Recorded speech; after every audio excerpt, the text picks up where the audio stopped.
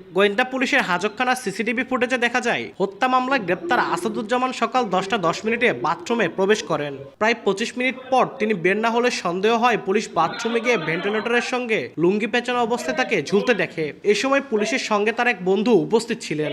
দ্রুত তাকে উদ্ধার করে হাসপাতালে নেওয়া হলে চিকিৎসক মৃত ঘোষণা করেন।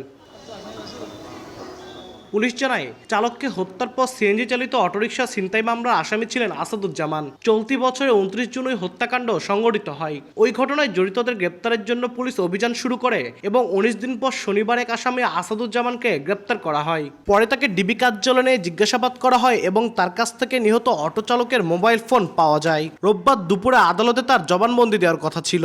ডিবি হেফাজতে থাকা মিনাজের দাবি, হতাশাগ্রস্ত হয়ে আসাদুজ্জামান আত্মহত্যা করেছে। কারোর প্রতি আমার কোনো অভিযোগ নেই।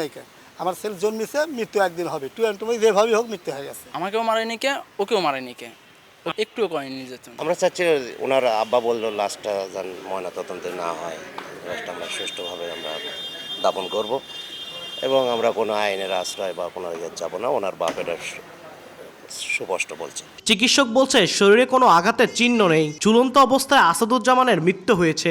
আমার এখানে যখন আসছে তখন যেটা আমরা বললাম যে আমরা আসলে ওনাকে জীবিত হিসেবে পাই নাই, বোর্ডেড হিসেবেই পাইছি।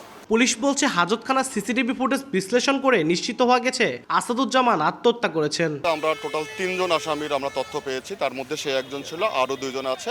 আমরা শীঘ্রই তাদেরকে গ্রেপ্তার করতে পারবো বলে আশা রাখছি। আইন অনুযায়ী বগুড়া জেলা প্রশাসনের নির্বাহী ম্যাজিস্ট্রেট লক্ষণ চন্দ্র দাসের তত্ত্বাবধানে সুরতাল করা হয়েছে। গত মার্চ মাস থেকে পরিবার ছেড়ে ভবঘুরে জীবনযাপন শুরু করে আসাদুজ্জামান। তার স্বীকারোক্তি অনুযায়ী হত্যায় জড়িত বাকি 2 আসামিকে গ্রেপ্তারে অভিযান চালাচ্ছে ডিবি পুলিশ। আব্দুল আউয়াল, সময় সংবাদ, বগুড়া।